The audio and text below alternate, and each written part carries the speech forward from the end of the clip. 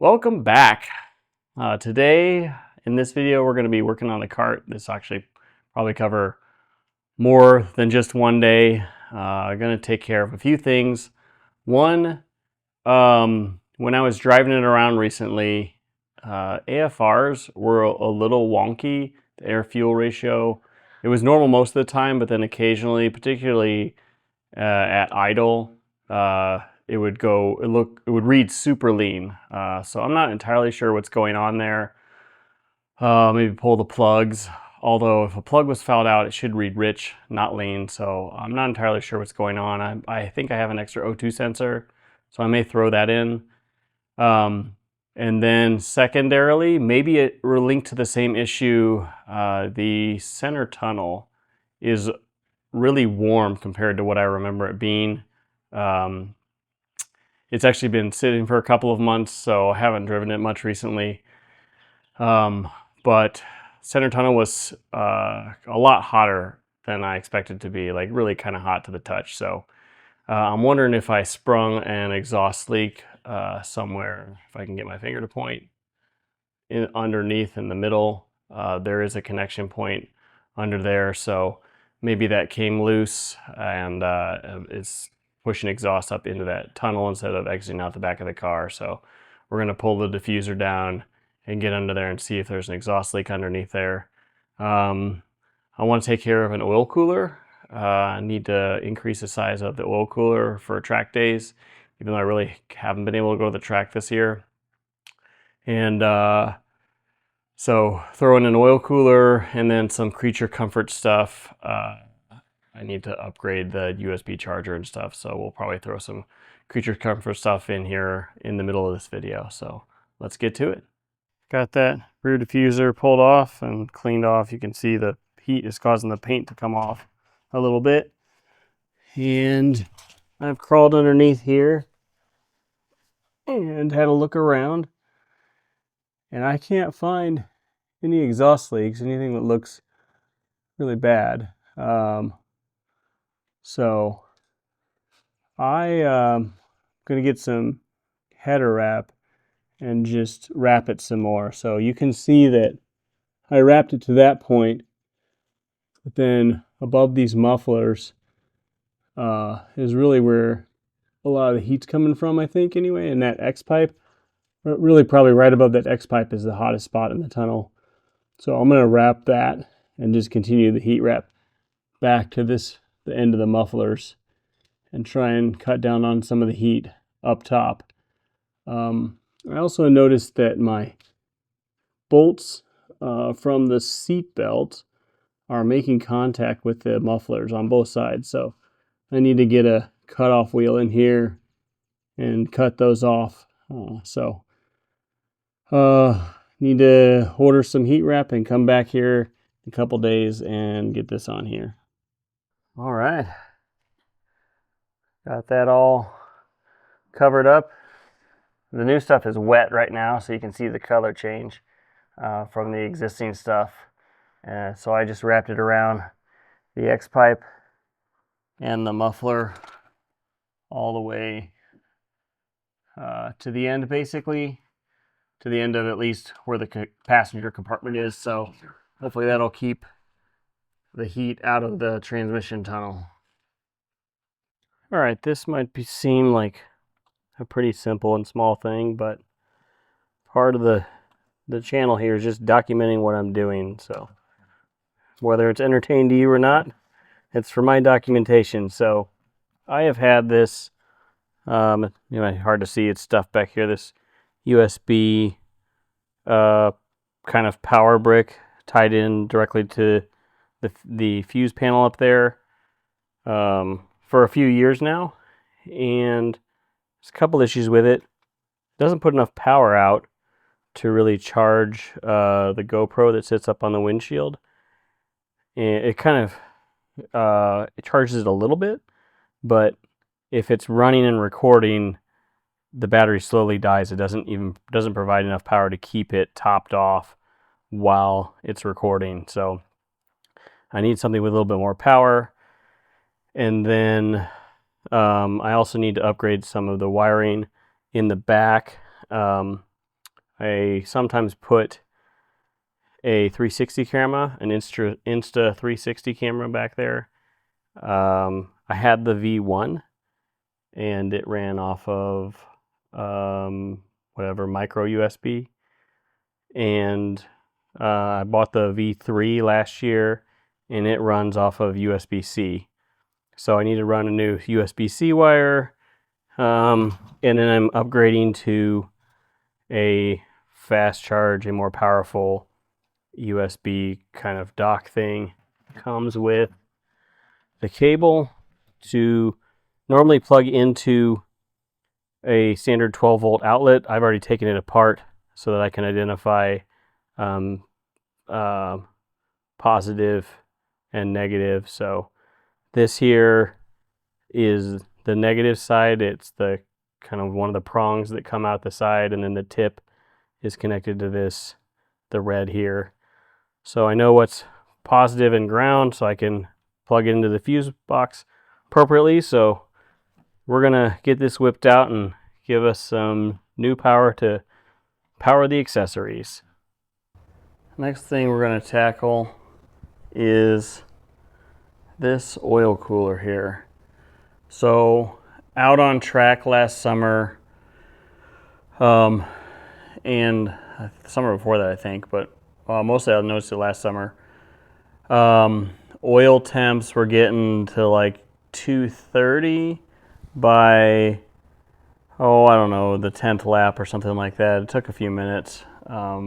Sessions are generally about 15 to 20 minutes long, and usually about 10 minutes in, the oil was hitting 230-ish, which I really wasn't comfortable with. I think in the new C8s, which is what basically this engine is from, they are running like 220, 230 oil temps.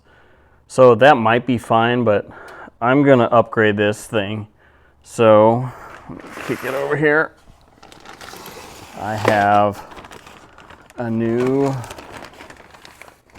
Mishimoto oil cooler. It's probably 2.5 to 3 times as tall as this one is. And I have just enough space, I think, to squeak it by and get it to fit. I am gonna have to change this end. The hose is just kind of bent down and straight right here. So I need to go to a 90-degree fitting, but the hose length should be fine.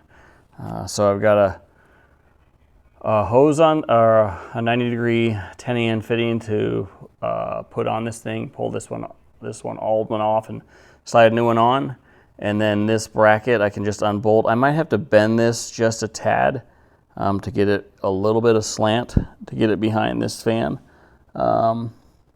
The back of this fan is really the closest obstruction, and we're going to come close, but I think we can clear that. We could also potentially move this fan upward a little bit to get it out of the way.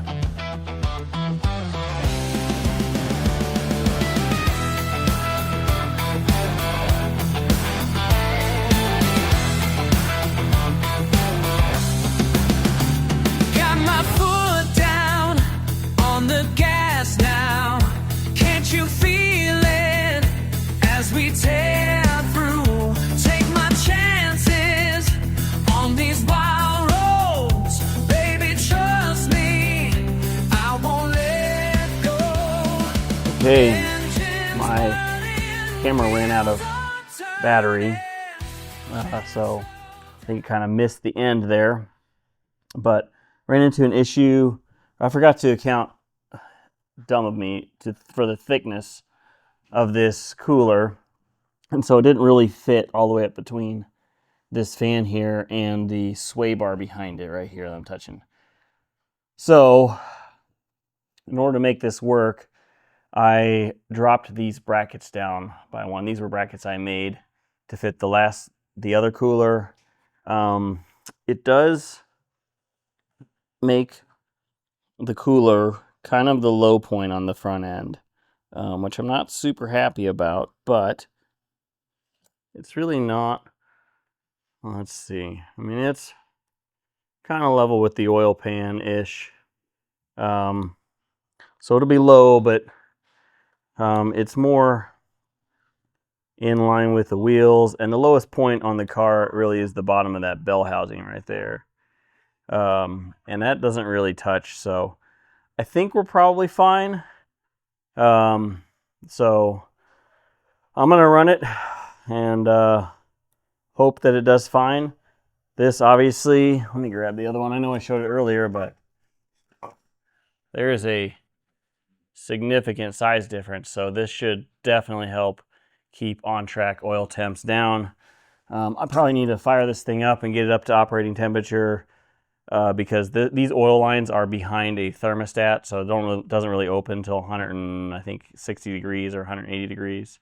So get it warmed up so that it begins circulating oil through this cooler, and then probably add a quart of oil. I don't know how much is in this cooler, but there's definitely oil in this thing that I need to dump out still. So I've definitely lost some oil and have more volume to fill. So I'll do that, but I don't need to record that. On to the next thing. All right. Took the car out for a car show this morning, and it was reading kind of erratic at the beginning, and it was about a 30-minute drive to the car show. Closer we got to the car show, the more erratic it got, and it was running rough because the ECU is seeing lean conditions and then trying to throw fuel at it, and then compensating, or then it reads really rich because it threw a bunch of fuel at it. Then it swings back to lean, and it was really having trouble keeping it idle. And so while we were at the show, hopped on the 3.5 inch that's with the Holley Terminator and turned off closed loop. So just running off the base fuel tables, no closed loop. Driving home, ran perfect. So that makes it pretty clear that we're dealing with a bad O2 sensor. So stopped by O'Reilly on the way home, picked up an O2 sensor, and we get that thrown in real quick. And then start it up and make sure that the erratic readings are gone. But I expect it to be, because I think without the O2, without closed loop on, in open loop, it runs perfectly fine, which kind of says that it's not an issue with the actual engine. Like there's not a problem with the spark plugs or injectors or something like that, where it's stumbling. The O2 sensor is just reading wrong and then compensating with more or less fuel. Well, after throwing in the new O2 sensor, it made no change. So it's not an O2 sensor. And to verify it wasn't some sort of other electrical issue, I went ahead, I don't know if you can see it down there, but I went ahead and threw the old O2 sensor in there, left the new one I bought in the exhaust threaded in so there wasn't a hole in the exhaust, and then just plugged in the old one, let it sit there, and AFR is leveled out around 20 now. It's ambient air, so it should read really lean, but it's not bouncing around like crazy. So that tells me that we don't have an electrical issue. It is actually reading really wild AFRs in the exhaust, which means I need to dig into this thing and figure out what's going on. Could have a misfire. So I have an old set of plugs that didn't have a problem. I just last year they were old enough that I just replaced them, but they actually looked decent when they pulled them out. So the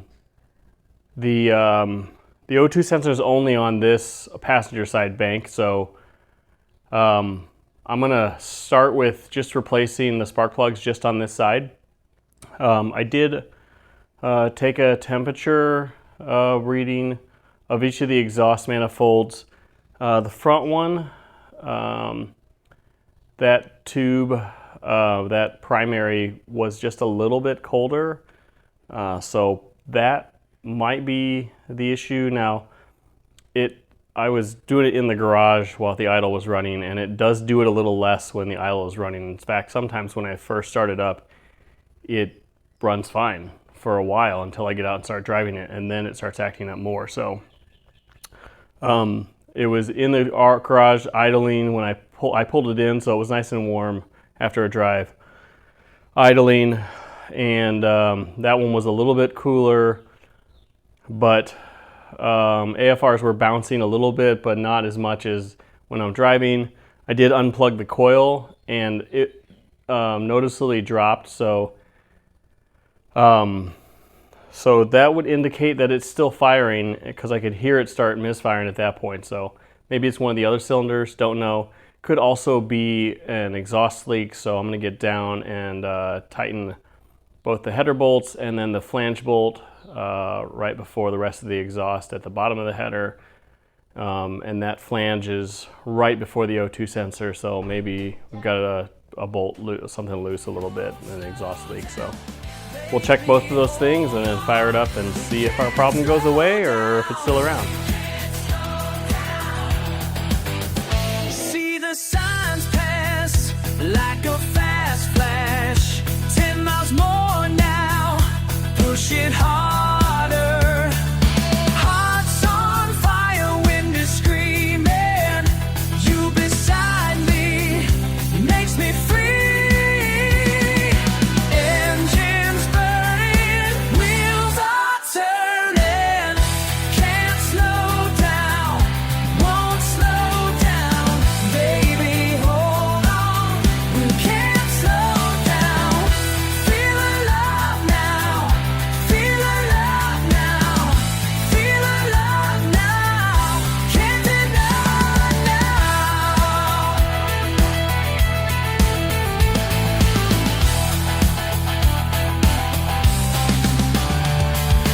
Life keeps pushing, I keep running. No tomorrow, just this moment. With you here now, nothing matters but this feeling as we fly.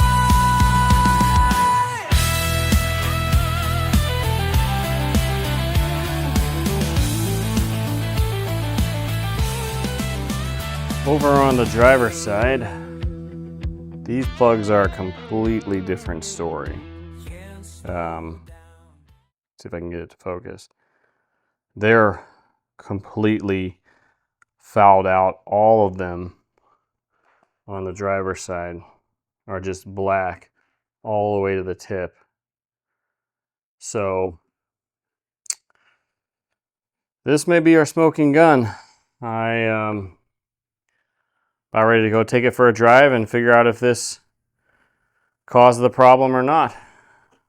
Put the new plugs in and then we will go take it for a drive. Hopefully this is the problem, because I'm not sure exactly what's causing the misfire right now. Maybe an injector.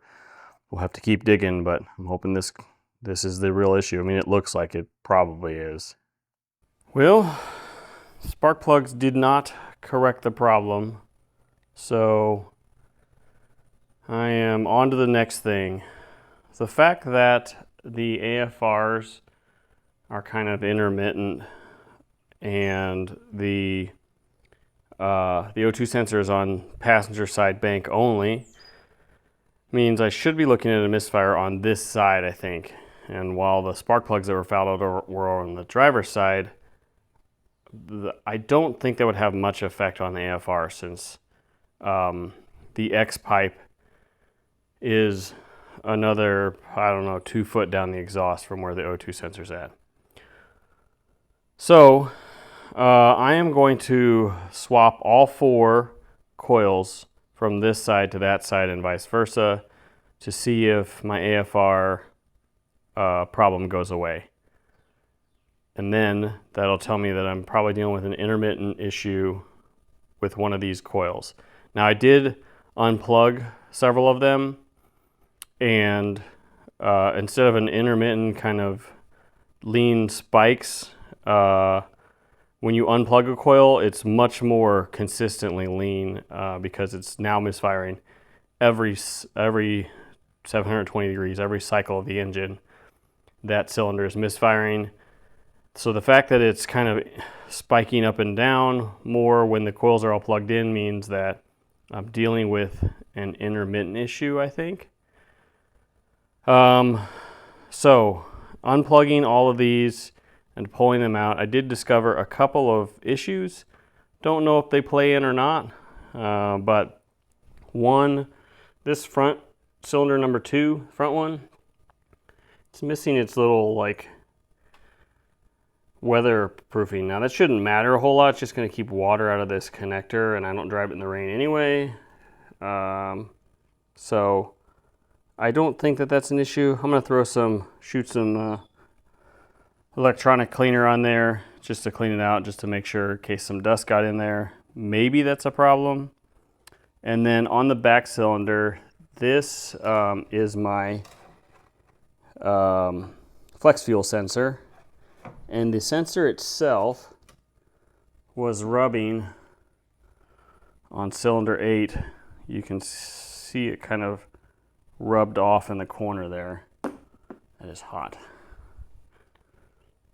Here's, for comparison, here's a good one. You can see it's nice and square right here in the corner.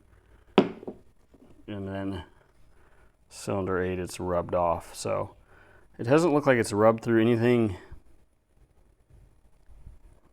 more than just a little bit of plastic. So I don't think that's a problem, but something to note. I am going to relocate this just a hair so that it's not rubbing. The other thing that I realized, if you watched a previous video on redoing the fuel system, I'm chasing a problem where the fuel pressure drops over time, particularly when it gets warm. And this block is aluminum, and it is really warm. I realize it's probably too close to this head, and so it's soaking up a lot of heat and probably starting to boil the fuel inside of here a little bit. So I'm going to put some heat shielding on this, and then maybe in a future video we'll actually relocate this thing altogether. It'll mean cutting new lines and stuff, and I don't want to really tackle that right now, but I'm going to throw some reflective tape on here and just try and keep some of the heat down off of that fuel block. Potentially we've got a heat issue. Has been really warm recently, so maybe it's actually a heat related issue where the fuel is boiling and causing the misfire. Though I don't know. Maybe I'll try and fire it up after I get all this flipped over.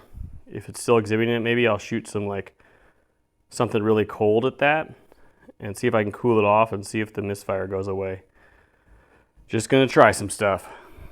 All right, I think I have solved my problem. Swap the coils over. That actually didn't change anything, so the problem continued to exist at idle. It was kind of bouncing up and down. So at that point, I just started messing with some wires and touched these. I don't know which ones I touched exactly that fixed the issue, but I kind of jiggled some wires around here, and then the ignition wires are up in here in this nest, and I know I need to clean out this rat's nest anyway. So that's probably on the short list of things to do. My guess is we've got some interference up in here, something that's causing some electrical interference. So I'm going to try and sort this out, organize it a little bit, make it prettier. But when I moved the wires up front and then back here, the problem with the misfire, which I could feel in the chassis when it would do it, and the erratic AFRs went away. So I think there was some sort of interference in there causing one of these coils to occasionally misfire. I also went ahead and threw this flex fuel sensor up top here. I'm going to turn this into a bracket, but I'm going to permanently mount it up a little higher. There's a little bit of a firewall in between the flex fuel sensor and the header, so that'll keep a lot of the heat off of here. it looked like my fuel pressures went up a pound or two just by doing this temporarily. So I'm pretty sure that is going to contribute to a long-term fix. So I'm going to cut up a bracket here and remount this in a way that will keep it cooler and away from the head. But the real problem is solved. I whipped up a quick bracket. That actually makes this a little more angled. I like it better. It does angle it over the top of the head a little bit, so probably exposes it to a little more heat than tucking it down in here, but it fit nicer. And I put a little insulation layer between the bracket and the aluminum block here to help with the heat, so hopefully that'll stay cool, at least cooler than it was before. And so that should be good. And then I tidied up some wiring here, and on the inside in here, it's dark in there. The next thing to tackle is this serpentine belt. It is split. My finger's not supposed to go through there. It started splitting a week or two ago, and need to get this replaced. Now, like an idiot, I didn't write down what size belt this was anywhere, so took a string, measured it, went to the store and bought two different sizes, 82 and 83 inches. One of these should work. If not, I'm going back to the store to buy the right size. So I got to get this off, and then try and get one of these on. Now, I have cut this down to 4 ribs because I run off the 4 rib. It's hard to see down there. The balancer has a 4 rib section and an 8 rib section. I use the 4 rib for my serpentine belt because it's closest to the crank and keeps stuff out of the way. So these, I think, are 6 ribs, which means I need to cut 2 ribs off. But that's pretty simple with a razor blade. Once I figure out which size this is, I'll cut it down, keep the other one uncut, and return it to the store. So I've already started taking off the air filter. Next, I need to pull out these hoses because they actually go through the middle of where the serpentine's at. So I need to take off the coolant hoses here, and then I should be able to pull that belt off and slide on a new one, and hopefully one of these fits.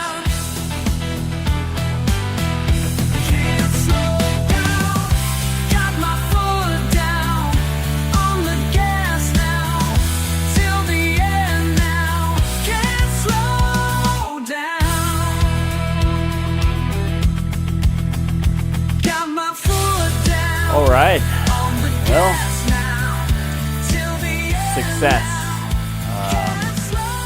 The problem with the Misfire / O2 sensor reading incorrectly happened about a week ago, and today is July 4th.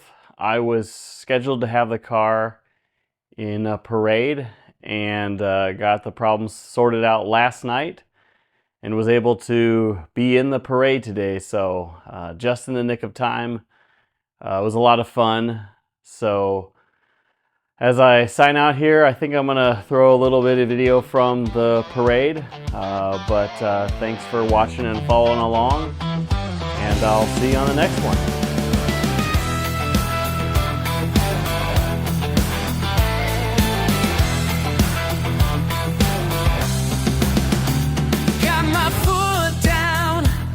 The gas now.